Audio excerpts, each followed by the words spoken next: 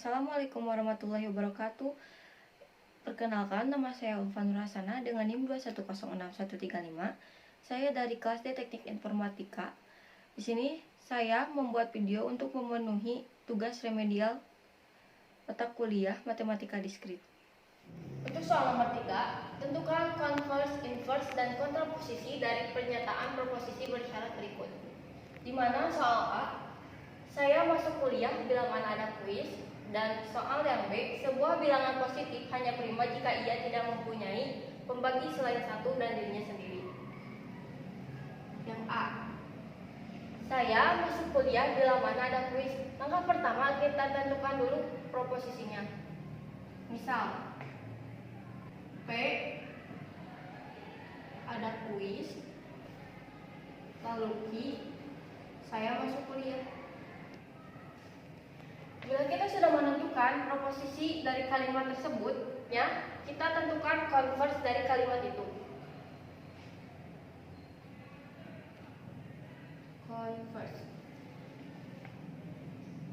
Converse sendiri merupakan kebalikan dari implikasi kalimat di atas.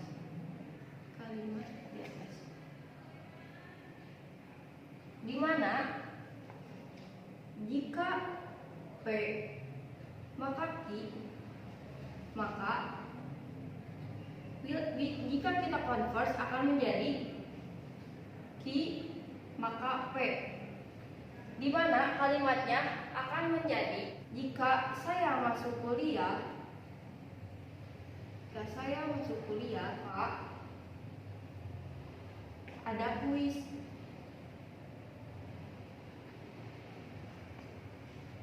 Yang kedua, kita mencari inverse. Inverse merupakan negasi dari kebalikan implikasi kalimat. B. Inverse. Inverse merupakan negasi dari pernyataan implikasi. Di mana kalau P maka Q akan menjadi negasi P maka negasi Q. Sehingga jika tidak ada kuis, maka saya tidak masuk kuliah. Yang ketiga, kita cari kontraposisi. Kontraposisi adalah kebalikan dan negasi dari pernyataan implikasi. Di mana jika P maka Q, maka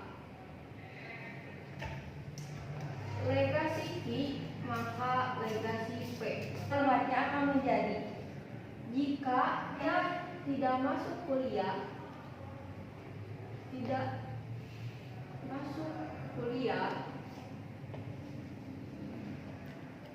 maka tidak ada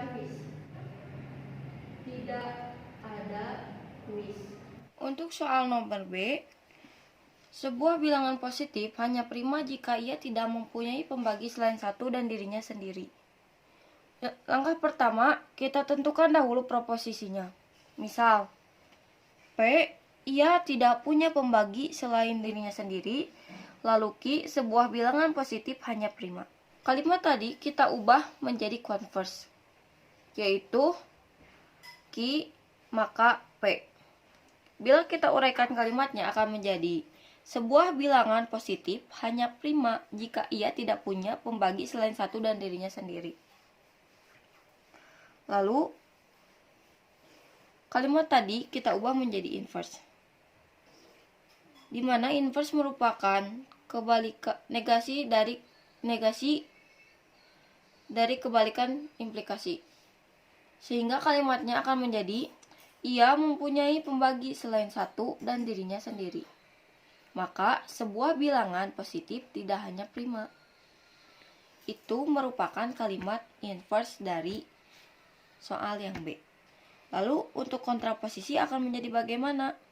Sesuai pengertiannya, maka kalimatnya akan menjadi jika sebuah bilangan positif tidak hanya prima, maka ia mempunyai pembagi selain satu dan dirinya sendiri.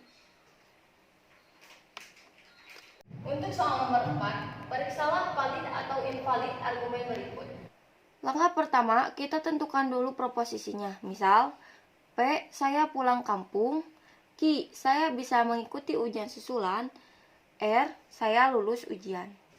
Kemudian, kita tentukan premis dari kalimat di atas. Kalimat pertama, jika saya pulang kampung, maka saya tidak bisa mengikuti ujian susulan. Maka bisa dikatakan P, maka negasi Q. Lalu premis yang kedua, jika saya tidak lulus ujian, maka saya pulang kampung. Negasi R, maka P. Lalu premis ketiga, tetapi saya bisa mengikuti ujian susulan. Q. Oleh karena itu, saya lulus ujian. Komplikasi R. Setelah kita menentukan premisnya, kemudian kita buat tabel kebenaran, yaitu dengan cara seperti dalam rumus 2 pangkat N. Dikarenakan di sini ada 3 premis, maka 2 pangkat 3 hasilnya akan menjadi 8. Nah, setelah kita membuat tabel kebenaran, kita cari apakah argumen yang ada dalam teks di atas valid atau invalid dengan cara menentukan dari baris P, maka negasi Q, kemudian negasi R, maka P dan Q. Kita cari menggunakan tabel kebenaran.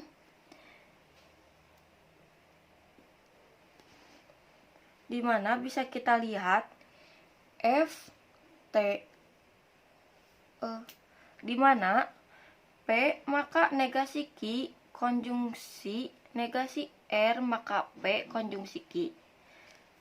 Jika kita lihat dalam satu baris ini semuanya tidak benar, maka argumen dari kalimat di atas hasilnya invalid. Untuk soal nomor 5, nyatakan pernyataan berikut dalam notasi teori himpunan. Untuk yang A, semua mahasiswa tahun kedua jurusan Teknik Informatika mengambil mata kuliah matematika diskrit. Semua mahasiswa tahun kedua misalkan B. Mahasiswa jurusan Teknik Informatika dimisalkan dengan huruf D. Kemudian, mahasiswa yang mengambil mata kuliah matematika diskrit dimisalkan dengan huruf E. Bila kita notasikan, B irisan dari gabungan D dan gabungan E. 5B.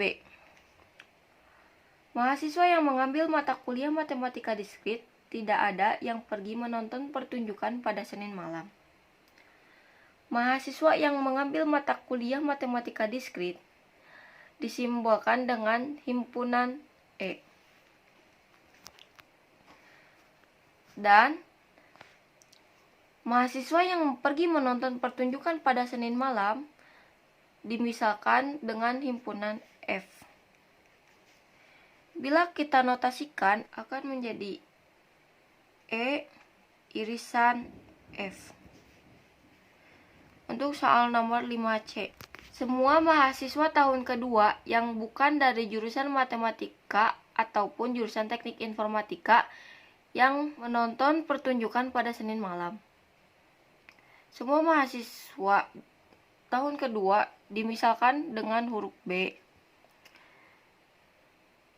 Kemudian, mahasiswa jurusan matematika dimisalkan dengan huruf C. Adapun mahasiswa jurusan teknik informatika dimisalkan dengan huruf D. Dan mahasiswa yang pergi menonton pertunjukan pada Senin malam dimisalkan huruf F.